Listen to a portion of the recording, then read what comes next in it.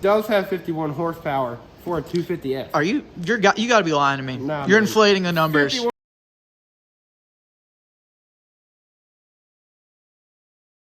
What's up, YouTube? How we doing? It's Matty B. Welcome back to the channel, and thank y'all very much for tuning in as always. Today, we got a special treat for you guys. I'm here with my boy Tyler from Triumph of Harrisonburg. He's been a big supporter of my program, and before Triumph even had dirt bikes, they've been supporting me while I was riding my Yamaha, so a huge thank you to him today. We're out here at the shop here in Harrisonburg, Virginia, checking out the brand new Triumph. What is it, TF250? The TF250X. The TF250X. I'm tongue-tied. I can't even say it, but we're out here checking out the new He's tongue-tied because it's so damn awesome. Exactly. The bike is sick. It looks great. And not every Triumph dealer is going to be able to have the dirt bikes and stuff like this. Tyler is one of the select few that's going to be able to be one of the top power sports dealers. He's going to have bikes coming in shortly. And with that being said, let's go in there and check this thing out. Definitely, man. Let's go. Come on in. I own the place.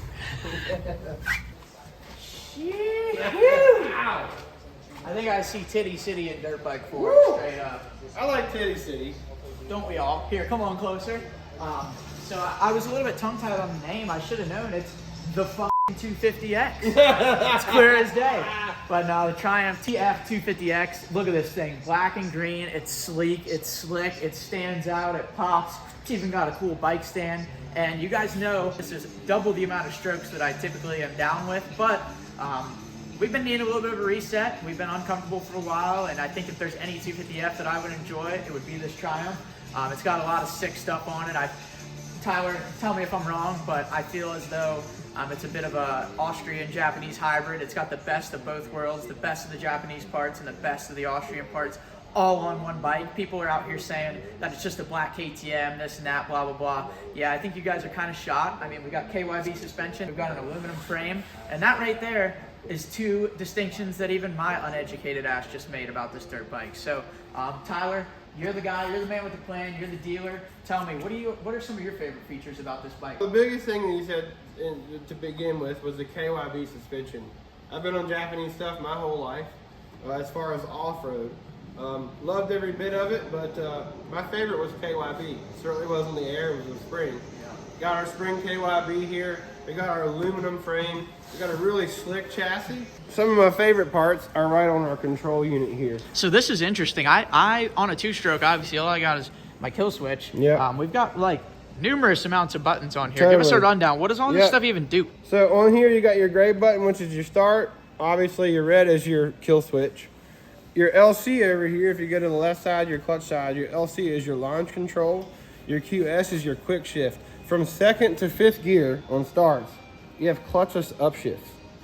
So tell me for a second, how much is that going to save you without having to pull in the clutch? Yeah, I mean, I'd right say away. not only does it save me time, but it's also going to save me arm pump, because every time I feather this sucker, the forearms go to straight Popeye every time. The next thing coming is a traction control setup, which has already been introduced with KTM. Wait. Are you sure TC doesn't stand for Titty City? It might, especially here, but it could have two meanings. Definitely. On top of that, we got the hydraulic clutch. At the bottom, you got the M, which means your mode button, a couple different modes. But another cool thing is you do have Bluetooth connectivity. You can connect to the motorcycle. It does have 51 horsepower for a 250F. You got to be lying to me. Nah, you're man. inflating the numbers. 51 horsepower for a 250F. Think about that again. So, we are, at 53, 54 for, a gas 450, something like that. Yeah. So being able to control that power and control that power band, that Bluetooth connectivity is a big deal. So if something's a little too much and a little not enough, you can go in and adjust it. I have a feeling right out of the box, this darn thing's gonna feel pretty good, the KYB stuff. But that's another thing that we can offer. You had touched on the full service aspect for the racer.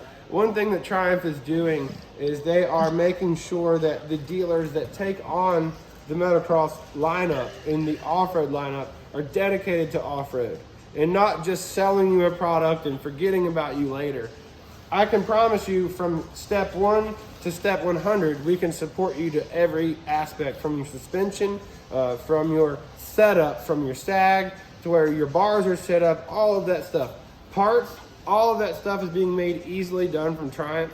They're really are looking to support the racer, really looking to support a racer from the beginner level all the way up to the professional level. You know, I like to hear that because I've been kind of riding like a beginner lately and I could use some support. So I'm all ears, man. Well, I can say if everybody could ride like a beginner like you, they would totally be happy because your riding is unbelievable. Hell, she's also only about 229 pounds. Just a little bit over a KTM, not much over a two-stroke. And that's my biggest gripe with these four-strokes is weight, but she ain't too husky. She's been on a little bit of a diet. Sorry, y'all. Unfortunately, we can't start it up and let her bark today. It's just a static display. Looks like a motor, but I don't believe there's anything in there, so she won't fire. Ain't got no gas in it. I am very excited about the prospect of this bike and all the things on it. Just a few extras. This seat, incredibly grippy. They might as well have in put my some glue on opinion, it. you know, I don't have exact measurements, but I feel like the chassis is a little bit longer. Yep. The seat is substantially a little bit longer, which is going to give you more room to move on the bike. Yep. It's going to give you more leverage. We got the spine frame, spinal. Despite my Mike Tyson wisecrack, I actually did learn that this is a super integral part of the bike. The spine frame means it was welded down the middle. It probably has a lot to do with this awesome feeling that all the riders are ranting and raving about in regards to the chassis. Everybody talks about how comfortable it is. So being that I haven't felt the most comfortable lately, I'm really excited to see what the buzz is all about as far as this chassis and the comfort. We got the stock pipe is made by Akrapovic. The DID wheels stop. DID, high class. This bike actually comes with a side of caviar. But we got lock-on grip stock. Lock-on grips, that's always easy access. We got these DID Dirt Star wheels. Those are always high quality. One of my favorite things too, Matt, is we have the in-house built-in board hour meter. Oh, that is nice, because I haven't run an hour meter since about 1997. No. Got easy access, air box. Even I figured out how to get in and out of the... Oh. Casualty. Bah. Even I figured out how to get in and out of here. The air filter's quick release. It couldn't be any easier. There we go. No dirt getting in there, baby. We got Brembo brakes, front and rear. So not only will this sucker go fast as hell, but it'll also stop fast as hell too. So one of my favorite things too, Matty, Triumph, no matter what, always produces quality over quantity, okay? So sometimes it may be difficult to get a ride or two, maybe, but your quality is always top notch. One thing that I've noticed, and it may be weird to say, but you go to our Bonnevilles, our T100s, our T120s, they take great pride in how clean everything is. Look, I can stick my arm all the way through these spots. and we got kind of the same thing going on with the wiring. 250. Right, you see no wiring, you see no harness. You don't want that mess. Look in here.